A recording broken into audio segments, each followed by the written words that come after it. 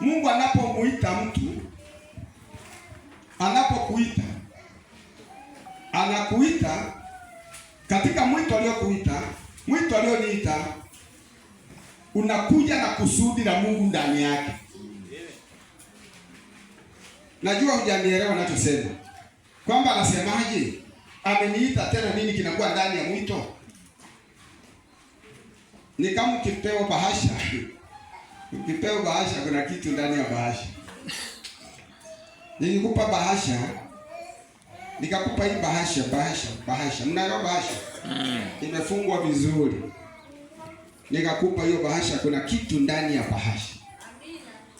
Sasa kile kitu kilicho ndani ya bahasha, kama hutakifahamu, unaweza kukaa nacho miaka, lakini hujafungua. Unawaza hivi kuna nini humu? Na ukiulizwa kuna nini humu, utasema mimi najua nina bahasha. Bahasha unaiona okay. Lakini kwa kweli huku nilipewa kuna kitu ndani, kwa sababu sijafungua, hata mimi sijui. Unaweza kukaa na bahasha ina majibu yako na vitu vyako kwa miaka mingi kama hutaki kufungua. Amina. Na nataka nikwambia, wakati Mungu anatuita, na ninaweza kukuuliza wangapi wameitwa, najua utainua mkono na mimi nitainua. Amen. Kwenye habari ya kuitwa hakuna shida. Tumeitwa, tumekuja. Lakini ndani ya mwito wetu kuna kusudi ndani ambalo hatujalijua. Amen. Lile kusudi hatujalijua. Nikupe ushuhuda kidogo kwa maisha yangu. Mimi niliitwa. Ninakumbuka nilikuwa wapi. Nakumbuka vizuri ulikuwa mwaka gani. Na mahali nilipokuwa napakumbuka. Na nikasikia mwito. Sikuwa kwenye mazingira mazuri. Nilikuwa kwenye mazingira mabaya. Na hatimaye hayo mazingira mabaya yalikuwa yamenipeleka mpaka ninaelekea kufa. Sasa ndo nikasikia mwito kwa mara ya kwanza. Sauti inaniambia, nimekuita na hutakufa, utaishi. Lakini utakapoishi, nikasikia sasa kusudi, utafanya 1, 2, 3. Wakati naambiwa nilikuwa sijafanya. Bwana Yesu asifiwe. Amen. Niliitwa, ungependa kujua nilikuwa wapi? Nilikuwa gerezani. Nilikuwa nimekamatwa, nimewekewa uhujumu uchumi. Wakati huo tulikuwa kuna kitu kinaitwa uhujumu uchumi. Unawekwa ndani na jamhuri, hakuna anayekushtaki. Ni wao wanakushtaki. Sasa nilipowekwa pale nikaugua, alafu unaambiwa huna dhamana. Nikaugua sana. Na watu wengi waliugua, na tuliugua ugonjwa wa aina moja. Tulikuwa ni watu wanavimba mguu. Ukisha vimba kutoka hapa mpaka ukifika kwenye paja hapa, unageuka unakuwa mwekundu, alafu huyo mtu anakufa. Na walikufa wengi. Ulisikiliza vizuri? Walikufa wengi. Na ulipokuwa unaugua hivyo, basi ulikuwa wewe unajua ni kufa. Na mimi niliugua. Na nilipougua ulienda mpaka zile hatua zote. Na niseme uzuri sijui ni ubaya. Mtaona wenyewe kama ni uzuri ama ni ubaya. Kwa sababu kanuni ya gerezani, ukiugua mpaka ufike mwisho, wakati unakoroma unataka kukata roho, ndio unapelekwa hospitalini. Huwezi kupelekwa hospitalini unaongea au unatembea mwenyewe. Ninakumbuka historia kwamba wakati nimefika kwa hatua hiyo, niliambiwa nitembee, sikuweza. Kuna mtu mmoja mpaka sasa sijawahi kukutana naye. Alikuwa ni kabila la Mchaga, hakuwa Mkuria. Alikuwa tunapendana, akanilazimisha nitembee na mimi siwezi. Mapigo yanaenda kasi. Nikasikia kama mimi nasikia sasa nikufa, kwani hata nifanye nini? Nikakaa chini, siwezi kunyanyuka. Lakini yule jamaa akasema, yeye alikuwa ni mfungwa, mimi nilikuwa sijafungwa. Yule jamaa akasema, akaomba maskari, naomba samahani, mniruhusu nimbebe kwenda hospitalini. Wakamruhusu, akaniweka mgongoni. akanipeleka hospitalini. Nilipofika hospitalini nakumbuka kwa hatua ya mwisho kuona manesi, nilipoteza fahamu.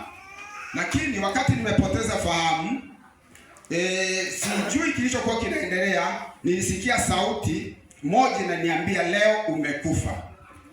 Ujue hapo ulipo umeisha kufa. Hiyo sauti nilisikia kwa ukali. Lakini nikasikia sauti ya pili ikiongea kwa upole, hakika hutakufa, utaishi, ila nimekuita kuanzia leo, na ukitoka humu unitumikie. Na akanipa maelekezo nitakavyotumika. Sikuwa nimeokoka. Unajua, mnaweza kufikiri ulikuwa umeokoka sana.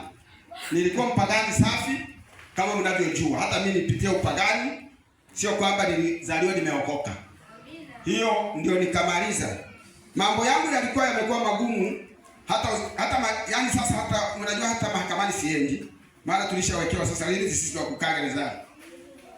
Nilipokwenda kule, watu walijua tayari huyu amekufa kwa sababu huo ugonjwa umeua wengi, na walijua hivyo. Lakini mshukuru Mungu wa mbinguni, sikufa.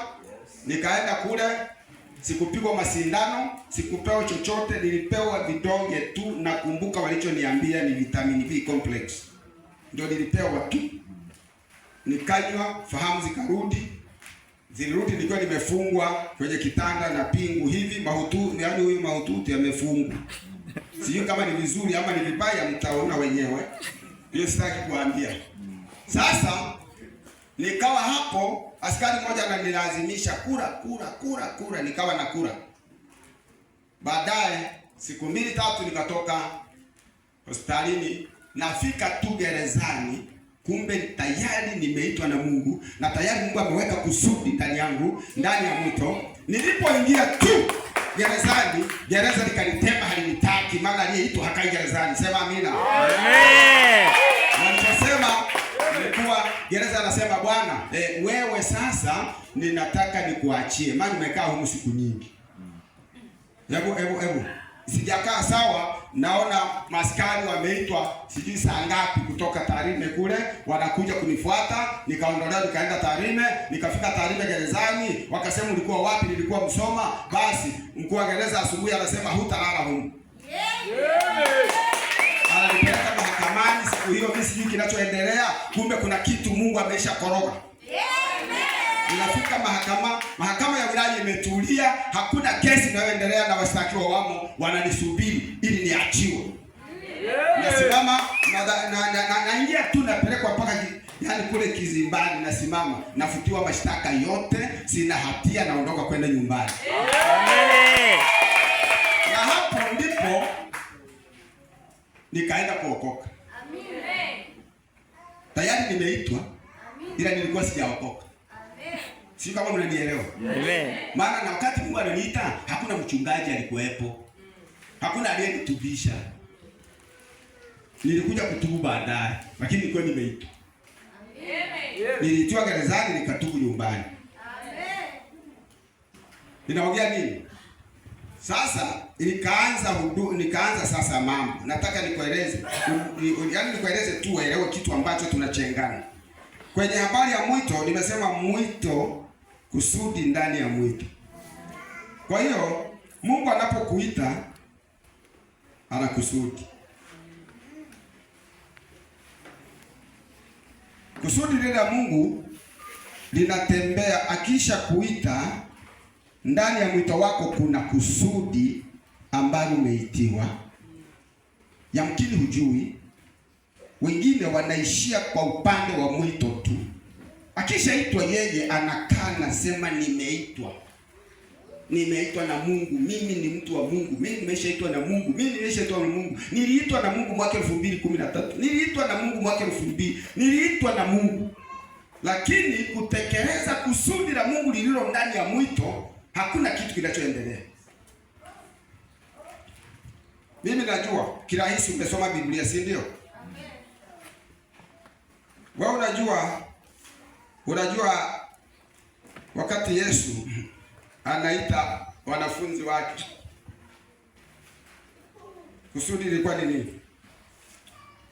Si alilisema Akamwambia nifuateni. Ukisha nifuata, si wameitwa? Njoo mnifuate. Wakaenda kumfuata. Sio kwamba walimfuata tu wakaenda. Maana wangemfuata tu bila kusudi, hata siku anaenda mbinguni wangeenda naye. Au unasemaje? Au na wewe kama kuitwa kuitwa ili basi, kama uliitwa kuitwa tu ndio unataka ukomee hapo, basi ni kwamba siku ile tunaitwa ndio siku tungekuwa tunaondoka. Kwa sababu hakuna kitu tungebaki kufanya hapo. Tunajichanganya na wenye dhambi. Si mnajua? Wanatuchafua. Na sisi tumeitwa. Kwa hiyo kama bado tunaitwa tunabaki duniani, kuna kusudi. Mimi nataka uelewe leo kusudi. Wangapi wameitwa? Wangapi wameitwa? Wangapi una uhakika umeitwa? Mimi nakwambia nimeitwa kwa sababu nisikia sauti. Na ulikuwa mwaka 1988. Ilikuwa 88. Wewe uliitwa lini na ulikuwa wapi? Bwana asifiwe. Amen. Si ni jambo rahisi tu. Kwani nafikiri na kufundisha mambo magumu? Jamani, ni rahisi tu. Yaani ukiona ni rahisi sana. Kuna kumbukumbu. Mimi nakwambia